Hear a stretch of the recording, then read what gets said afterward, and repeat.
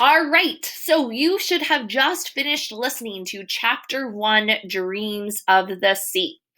We are going to take a few minutes, guys, and talk about important comprehension skills and strategies, okay? But before we get into that, let's take a look at some of the big ideas of the chapter. So, Rachel might be a new person to you and, someone you're not familiar with. So we're starting in Dreams of the Sea with early Rachel Carson when she was younger. Okay. So some big ideas that I pulled out from the chapter, yours might be similar or they might be different. But the first one is we know she becomes an ecologist. We talked about that last week, and we talked about how ecology means someone who studies nature. Well, we've learned that she was always interested in the ocean and nature. She would listen to her conch shell and dream of being at the ocean. Another one, she was against killing animals. She was against hunting for sport, and she convinced her brother the same. She talked to her brother about it and convinced him that this probably wasn't the best idea.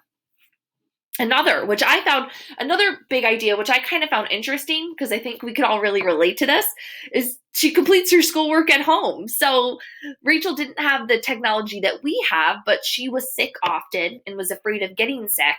And her mother kept her home from school, and she completed most of her schoolwork at home. So that got Rachel really into studying and working hard. All right, let's take a look at some important comprehension skills and strategies. So, you are going to have some comprehension questions to answer for me. And what I want you guys to keep in mind are 5 skills that if you go back through this checklist, you work through these skills, it'll help you really answer your comprehension.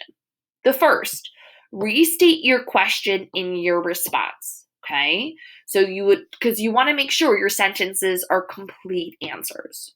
Next, so after you restate that, then go back to your text. Now, you don't have the actual text with you guys, but go back to the video I posted. So I taped my Kindle while I was reading so you guys could go back and read. Go ahead and mute me if you want to, but you want to make sure you have that text so you could go back and read. So find the page number and then pull details from the story into your response. So if I'm asking about, what did Rachel do when she was younger, go back and look. All right, well, I know that she listened to her conch shell. I know she worked at home with her mother. I know she liked to go out on nature walks. So you go back and pull those details from your story to add into your response. Number 4, double check to make sure you have answered the entire question.